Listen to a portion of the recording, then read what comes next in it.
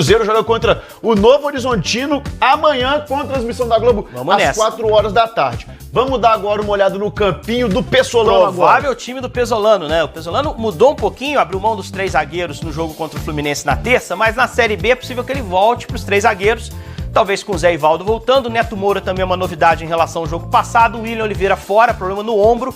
Felipe Machado tem até entrado bem, né? Tem participado bem dos jogos. Deve ser o companheiro dele, Léo Paz, na ala direita. E o trio de ataque que tá bem na Série B deve ser o titular também amanhã, 4 da tarde, contra o Novo Horizontino, que é um time que oscila no campeonato, né? Já teve em zona de rebaixamento, já arrancou, encostou na turma de cima. Mas pra mim, Cruzeiro Mineirão tá perfeito na Série B, né? Acho que vai seguir assim amanhã. Hoje mais de 35 mil ingressos já estão vendidos, quer dizer, amanhã pode encher ainda mais. E é o último jogo sem os reforços disponíveis, né? A partir do dia 18, que é segunda-feira, a gente vai ter... Segunda-feira já pode ter os reforços. Os caras livres, ó. Vamos falar um pouquinho de cada um. Pablo Siles é a novidade do dia, ele ainda não foi anunciado, mas deve ser anunciado hoje. Agora, Bruno Rodrigues, Marquinhos Cipriano e Luiz Felipe, esses caras já estão integrados no elenco do Cruzeiro. Eu acho que o Cipriano é um pouquinho mais conhecido, né? Surgiu no São Paulo aqui, moleque foi pra Europa. No São Paulo, o surgimento dele foi excelente. A gente preparou aqui um material para mostrar como eles podem se encaixar nesse time.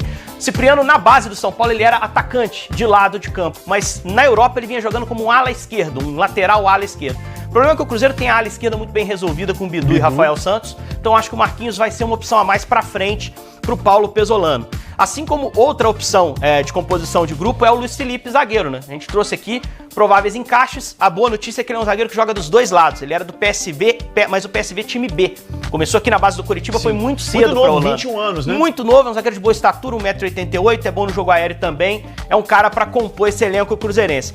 Mas a verdade é que os jogadores que me animam mais são Bruno Rodrigues, principalmente, um atacante de lado esquerdo, que fez uma Série B brilhante em 2020. A gente tá vendo lances dele naquela competição.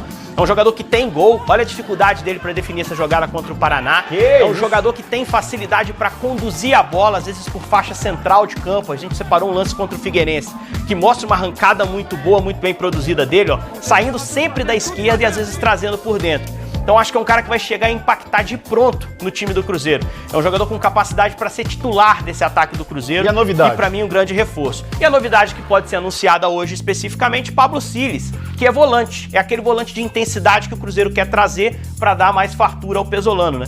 Corre muito, é uruguaio, o Pesolano não vai precisar nem gastar o portunhol dele, vai falar na língua nativa deles. Tava no Furacão, aí lances dele no Atletivo, em que ele foi titular.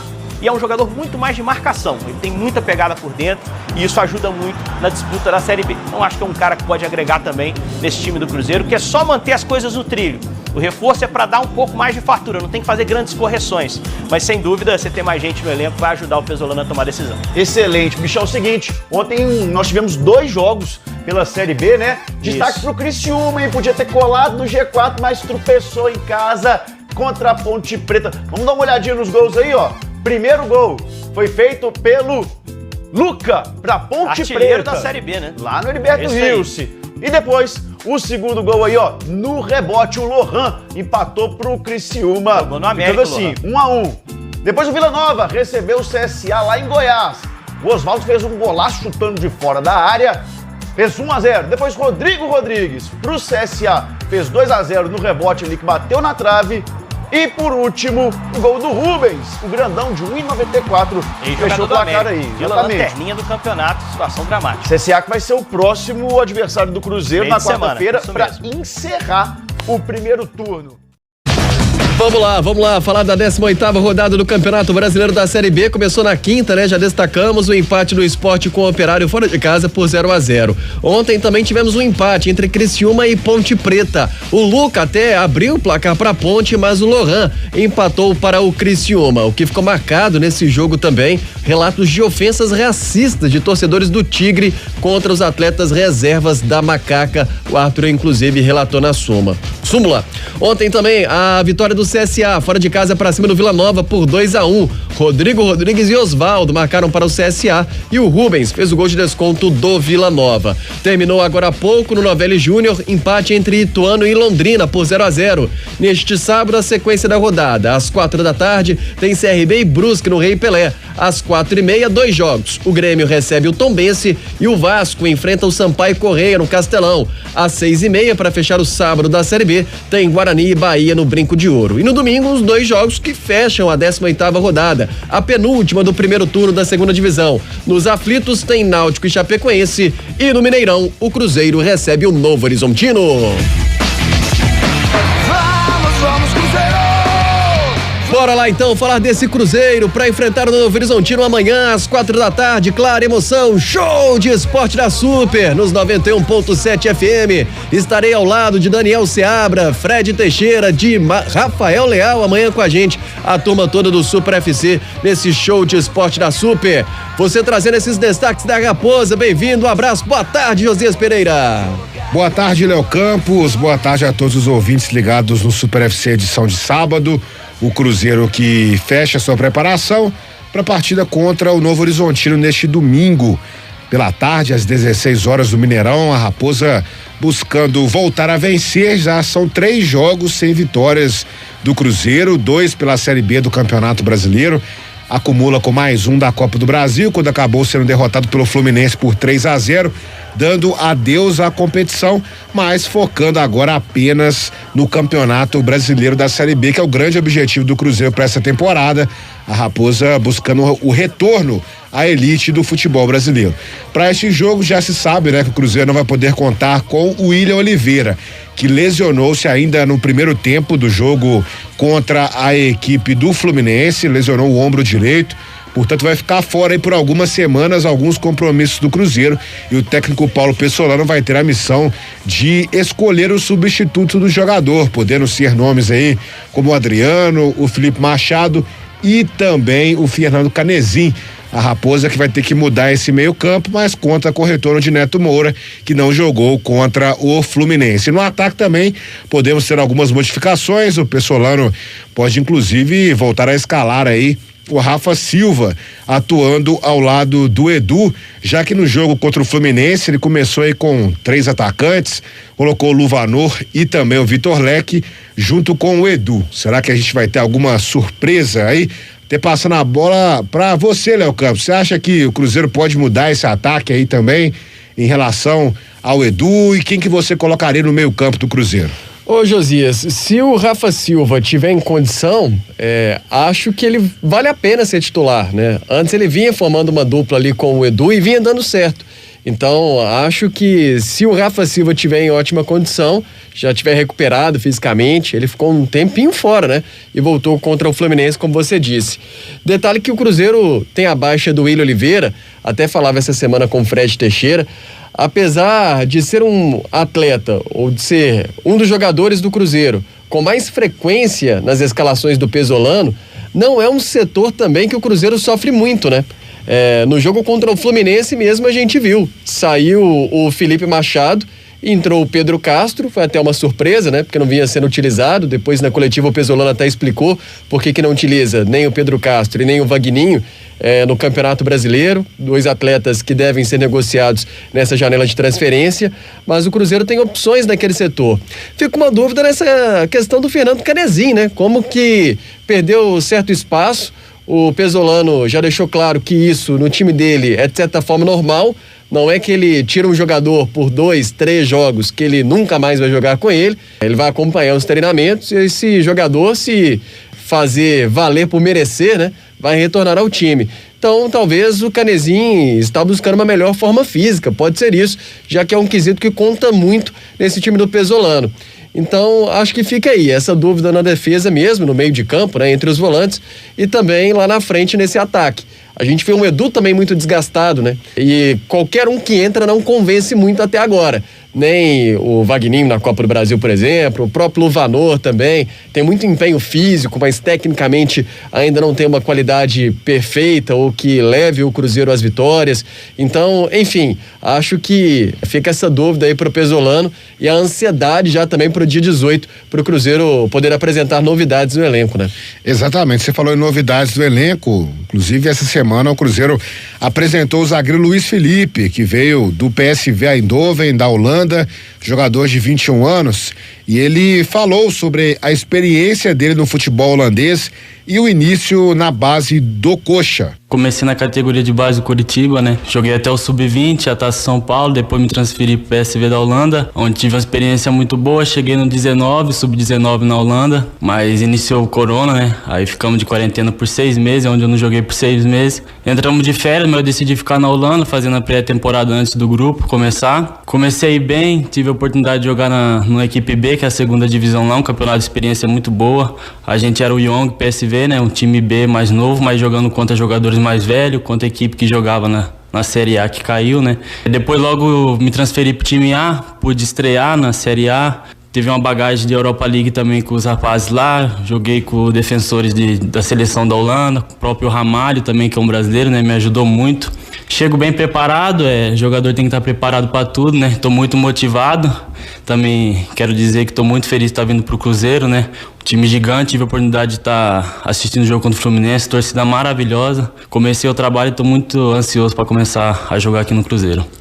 O jovem zagueiro contratado pelo Cruzeiro, destacou ainda a motivação por estar no time de Ronaldo Fenômeno. É maravilhoso, né? O próprio Cruzeiro é gigantesco, todo mundo conhece o Cruzeiro lá, mas trabalhar com o Ronaldo também é muito bom, né? Uma referência no mundo todo. O próprio treinador meu, Van Nistelrooy, falou muito bem dele, falou que foi o melhor jogador que ele já viu em todos os tempos. Então, eu acho que é um sonho de todo mundo trabalhar com o Ronaldo, né? Então, tô muito feliz e muito motivado para estar aí com ele. E o Luiz Felipe também comentou sobre as primeiras impressões da torcida do Cruzeiro e os motivos para aceitar a proposta celeste. Um projeto muito bom, né? Do Paulo, como taticamente, de modelos de jogo. E a torcida, sem palavra, né? Eu tava no estádio contra o Fluminense. Tava me arrepiando na arquibancada, vendo aquela torcida cantar, apoiar o jogador até o fim do jogo, mesmo saindo com a derrota. Maravilhoso de ver aquilo. Então, a motivação, vontade de estrear tá a maior possível.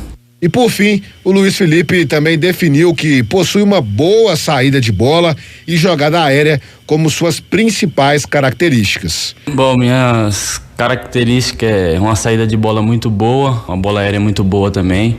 Taticamente evolui muito na Holanda, jogando com jogadores experientes, me ensinando, mesmo um pouco difícil comunicar com eles, que a língua lá é diferente, né? Mas consegui ter uma experiência, uma bagagem muito boa. Tô muito preparado aí para o que der e vier. O Cruzeiro que vai se movimentando no mercado da bola para trazer novos nomes ao time estrelado, e fica também a expectativa pelo volante Pablo Siles, uruguaio de 25 anos, jogador que está no Atlético Paranaense. Ao que tudo parece, já está batido o martelo para essa transferência do jogador para vir ao Cruzeiro por empréstimo, jogador que estava encostado no Atlético Paranaense, mas é o nome que recebeu a aprovação do técnico Paulo Pessolano e pode reforçar também o meio-campo estrelado, ainda mais com a ausência de William Oliveira e o não acerto com o Fernando Henrique, Léo. É verdade, esse Fernando Henrique, volante do Grêmio, né, ainda vive o imbróglio.